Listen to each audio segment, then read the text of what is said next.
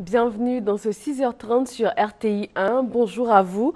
Aujourd'hui, mardi 4 juin, marque la Journée internationale des enfants victimes d'agression. C'est en 1982 que les Nations Unies ont décidé de commémorer le 4 juin chaque année en raison du grand nombre d'enfants palestiniens et libanais victimes innocentes des actes d'agression. Et cette journée souligne l'engagement de l'ONU à protéger les droits des enfants. La conférence internationale de Tokyo sur le développement de l'Afrique s'est refermée hier. Elle a vu l'adoption d'une déclaration dite de Yokohama. Il ressort également de la TICAD 5 que le Japon va apporter 32 milliards de dollars d'aide à l'Afrique sur la période 2013-2017. Le prix Félix Houphouët-Boigny pour la recherche de la paix sera attribué ce mercredi au président français François Hollande. Le chef de l'État ivoirien Alassane Ouattara a quitté le Japon pour Paris. Il va assister à la remise du prix. Parlons éducation, 500 classes numériques interactives seront bientôt ouvertes sur l'ensemble du territoire national. Ce projet s'inscrit dans le cadre de l'atteinte des objectifs du millénaire pour le développement. Mamadou Kouassi. L'introduction des technologies de l'information et de la communication dans la formation de base, bientôt une réalité en Côte d'Ivoire. Elle va se réaliser grâce au projet Sankoré à travers la technologie du tableau numérique interactif. Un tableau virtuel, mais qui a un avantage par rapport à ce qu'on connaît dans le réel, c'est-à-dire qu'il a de la mémoire. C'est-à-dire tout ce que vous avez écrit reste en mémoire. Vous pouvez réutiliser la leçon qui a été faite le matin, le lendemain. La continuer, l'implémenter, et à chaque fois vous pouvez, pour une leçon de mathématiques, de français, de sciences de la vie, vous avez la ressource qui permet à la fois d'avancer et de faire travailler les élèves au tableau. Ça enrichit considérablement parce que vous pouvez importer des images, vous pouvez importer des films. Ce toutou technologique, la Côte d'Ivoire vient d'en bénéficier. Les 500 premiers tableaux numériques interactifs reçus permettront de procéder à la phase expérimentale dans toutes les régions de la Côte d'Ivoire, ainsi que dans les centres de formation des enseignants. Ces classes numériques Sankoré, faciles d'usage pour chercher et collaborer, donneront l'occasion de constituer un vaste écosystème coopératif de création de ressources numériques éducatives, libres et ouvertes. Ainsi, la créativité des enseignants, multipliée par la puissance du web, permettra certainement de mutualiser les meilleures pratiques pédagogiques et d'engendrer une dynamique permanente d'amélioration de la qualité de l'enseignement.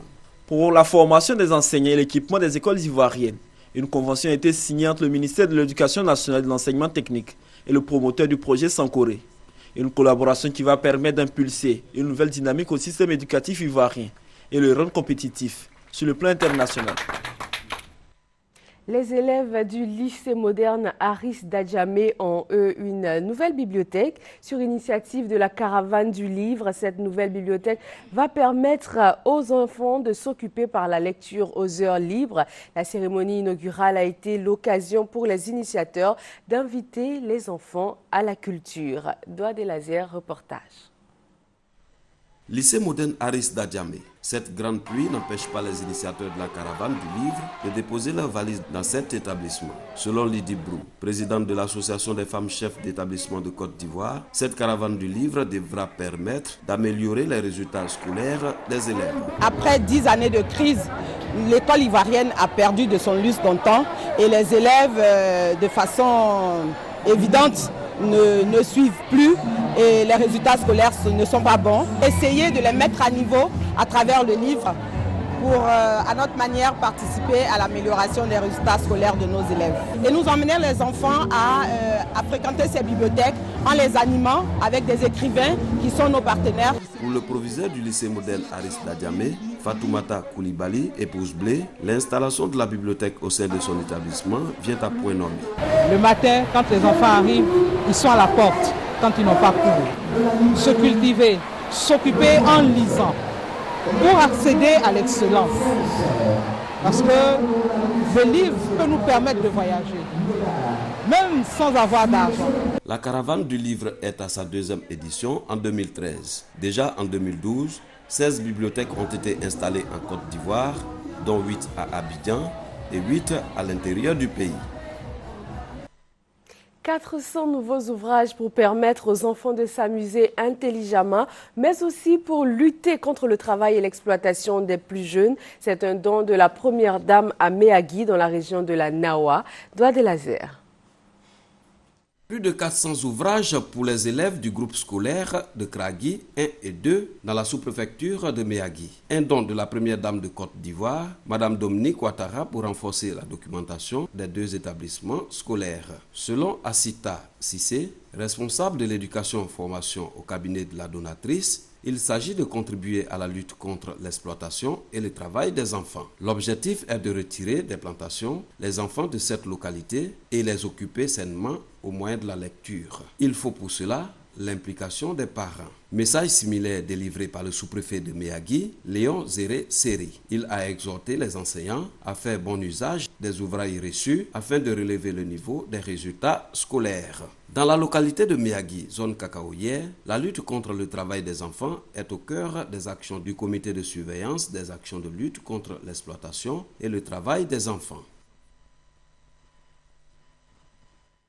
En bref, un nouvel épisode dans l'affaire Laurent Gbagbo. Les juges de la Cour pénale internationale demandent des compléments d'information au procureur sur les accusations avant de décider de l'ouverture ou non d'un procès. Hors de nos frontières, au Mali, le MNLA est accusé de faire la chasse aux Noirs à Kidal. Selon les habitants, les Touaregs du MNLA ciblent la population noire de la ville. Ils auraient expulsé hier plusieurs personnes vers Gao. Le candidat de l'ADEMA, parti de l'opposition malienne, lui, est intransigeant vis-à-vis du mouvement Touareg. L'actualité en bref, dans le reste du monde, nous conduira en Taïwan, en Europe, en Palestine et en Chine. Le sinistre le plus meurtrier en Chine depuis 10 ans. Plus d'une centaine de personnes sont mortes lundi dans l'incendie d'un abattoir dans la province du Jilin. Le feu s'est déclenché vers 6 h du matin. Court-circuit ou fuite d'ammoniac, on n'en connaît pas encore l'origine. La configuration complexe du bâtiment et les sorties très étroites ont ralenti le travail des secours.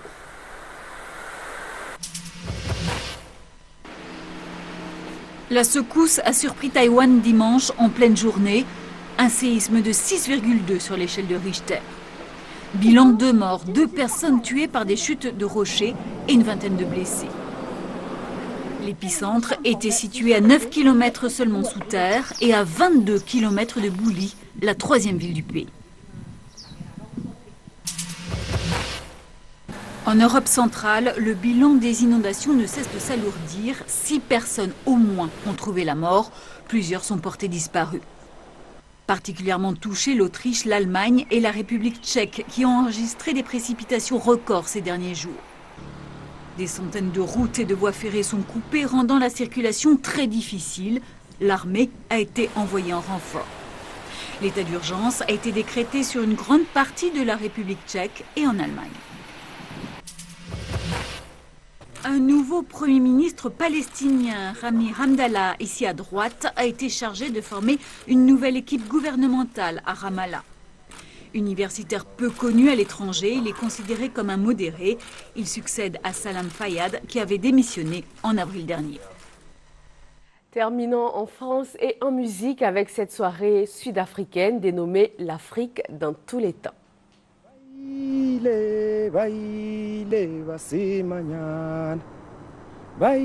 Sam Tshabalala habite à Paris depuis 30 ans. Sibongile Bambo, elle, vit à Marseille. Ces 2 artistes sont invités le même soir par le festival Afrique dans tous les sens. Ils sont originaires d'Afrique du Sud et ont choisi la France comme pays d'exil. Sam Tshabalala a fui son pays en plein apartheid. Il y retournera seulement à la libération de Mandela. C'était la joie parce que c'était la première fois que je vote.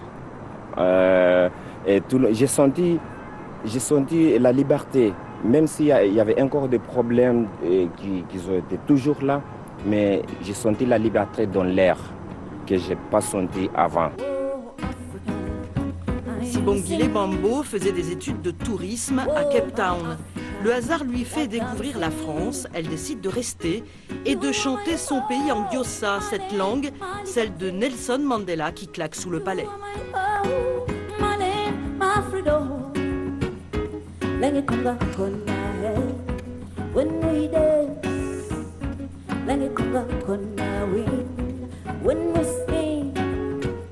envie de faire découvrir cette culture, sa langue, en le chantant, en le parlant, parce que toujours, les gens sont toujours impressionnés. Tu vois, quand on parle le cross, ils se disent, mais c'est quoi? Quand on parle sur scène, les gens ils ont l'impression qu'il y a un instrument sur scène. Je dis, mais non, c'est la langue, c'est notre langue. Parmi les 11 qu'il y a en Afrique du Sud.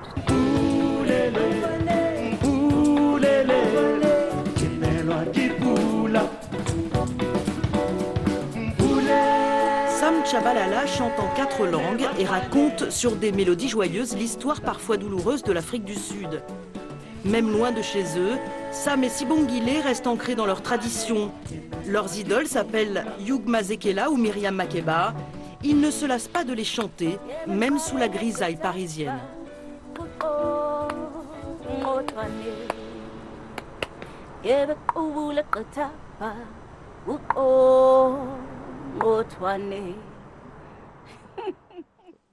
Voilà qui met fin à ce journal. Merci de l'avoir suivi. Prochain point de l'actualité sur RTI 1, 10h.